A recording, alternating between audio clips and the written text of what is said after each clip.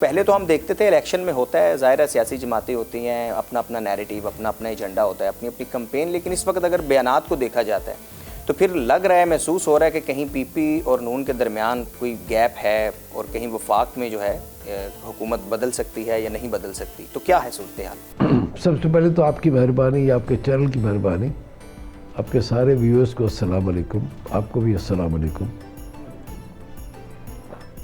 मैं आपको ये अर्ज़ करूं कि ये इलेक्शंस जो है वो कश्मीर में हो रहे हैं। अगर किसी भी चीज़ को आप ले लें, मुझे नहीं पता कि मैं कौन से सवाल का जवाब पहले दूं आपको। अगर कोई स्पेसिफिक सवाल है कि जी राणा साहब के बयान पे मैंने कमेंट करना है, तो उन्होंने कहा कि सिंध हुकूमत करप्शन से पैसे कमा रही है, तो मुझे नहीं पता उन्होंने क्या कहा है, किस हद तक कहा है, मैंने सुना नहीं उनका बयान। अच्छा, उस पर तो बड़ा रद्द-ए-अमल आया पीपल्स पार्टी की तरफ से। मैंने वो बयान नहीं सुना। तो अगर ये बात है तो मेरे ख्याल में मुझे पता नहीं। उन्होंने कहा है कि पीपल्स पार्टी की हुकूमत ने अरबों रुपए की करप्शन की है। तो आप ये बता देंगे क्या करप्शन होती है? सिंध से आपका ताल्लुक सिंध से है, क्या होती है, नहीं होती? हुकूमत सिंध हुकूमत करप्शन करती है, नहीं करती? चले, मैं तो एक आम आदमी हूँ, आप तो इन्वेस्टिगेटिव जर्नलिस्ट हैं। जो जवाब आपका है मैं उसको ऑन कर लेता हूँ। आप इन्वेस्टिगेटिव जर्नलिस्ट हैं ना जी। और करप्शन नो डाउट, मुबैना तौर पे करप्शन तो फिर सिंध में नहीं, पंजाब में भी होती है बशीर साहब। मैं ये कह रहा हूँ, मैं देखिए सिंध स्पेसिफिक क्वेश्चन, अच्छा पंजाब में स्पेसिफिक मुझे बता दे कोई इल्ज़ाम, एक इल्ज़ाम एक किसका नहीं, एक इल्ज़ाम एक किसका नहीं। एक ढकना खुला था जिसमें कोई बच्चा गिर गया, क्या हुआ पंजाब में, क्या हुआ और यहाँ पर क्या हुआ? लोकल गवर्नमेंट का सिस्टम है ना। फिर लॉ एंड ऑर्डर,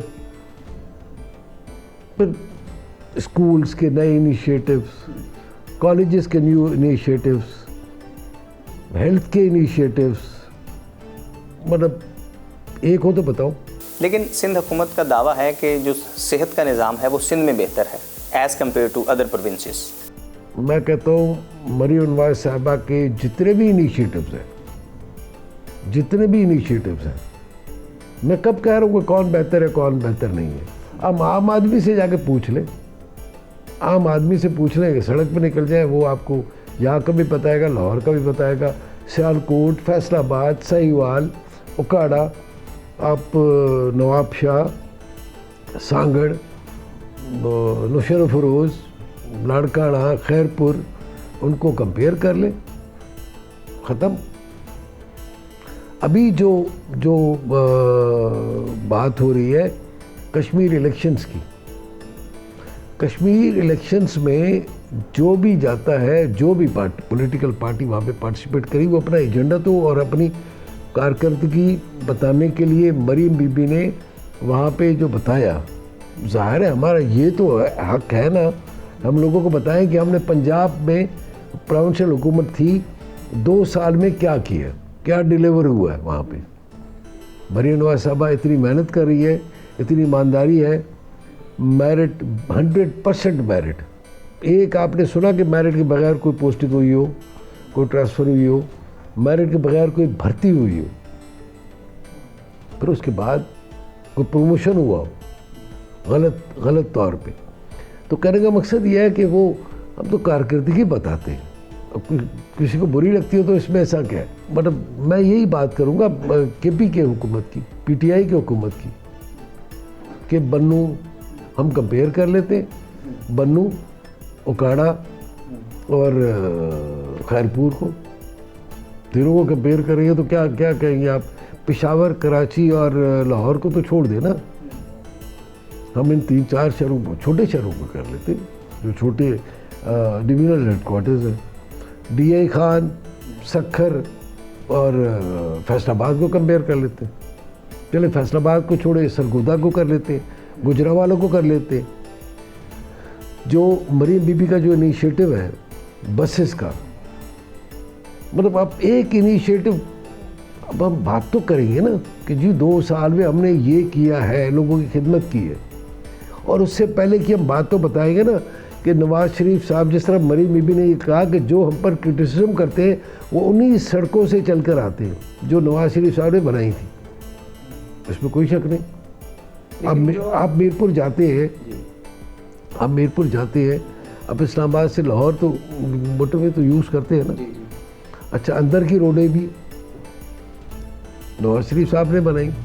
अब चले जाए वहाँ पे, मैं तो चूँकि 1.5 साल वहाँ पे आईजी रहा हूँ कश्मीर में, तो मुझे पता है मियाँ साहब ने क्या कुछ वहाँ पे डेवलपमेंट की है अपने दौर हुकूमत में।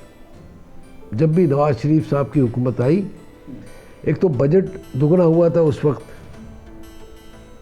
वक्त जब मैं वहाँ पे आईजी था। 2016 में जब गवर्नमेंट बनी थी, जब इलेक्शंस हुए थे, तो मैं inspector general police Azad Jammu and Kashmir था 2016 के इलेक्शंस में।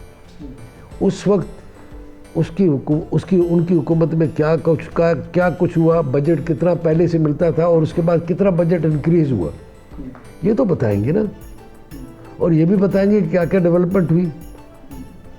तो इस बताने में अगर कोई मुज़ाहिका है तो मुझे बता दे, कोई जुर्म है तो बता दे, मैं तो अपनी कारकर्दगी बता रहा हूँ। अच्छा, लेकिन इस वक्त जो आम शहरी जो है उसके जहन में सवाल बेसिकली ये पैदा हो रहा है, ठीक है परफॉर्मेंस गवर्नमेंट की, सिंध गवर्नमेंट के कंपैरिजन में किसी की अच्छी होगी, किसी की कम होगी, लेकिन चूँकि नून लीग आपकी जमात जिसके आप सिंध के सदर हैं और पीपल्स पार्टी दोनों इत्तेहादी जमातें हैं, यानी सिंध के अंदर आपकी जमात नून लीग का गवर्नर है, पंजाब के अंदर जो है वो पीपल्स पार्टी का गवर्नर है, दोनों इत्तेहादी जमातें हैं। बेसिकली तो दोनों बज़ाहिर एक सिक्के के दोनों ही रुख हैं, लेकिन जो बातें की जा रही है तो उससे लग रहा है कि कहीं काफ़ी ज़्यादा गैप है, जो मेरा पहले इंट्रो में मैंने पूछा।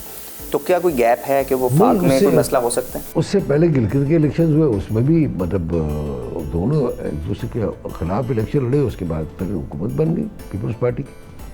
कोई ऐसा मसला नहीं। हम अपने एजेंडा तो बताएंगे ना, हम अपनी कारकर्दगी तो बताएंगे ना। जो मरीम नवाज साहबा ने जो काम किए हैं, 100 से ज़्यादा इनिशिएटिव्स हैं, 100 से ज़्यादा इनिशिएटिव्स हैं, मैं गिन नहीं सकता। और 2 साल में जो डिलीवरेंस है गवर्नमेंट पंजाब की, मुस्लिम लीग नवाज की हुकूमत की, मेरी चीफ ऑर्गेनाइज़र साहिबा की, तो मैं उस पर क्यों ना मतलब लोगों को बताऊं, क्यों ना कश्मीर के लोगों को जी हमें वोट दो, तो इसी तरह की डिलीवरेंस मिलेगी।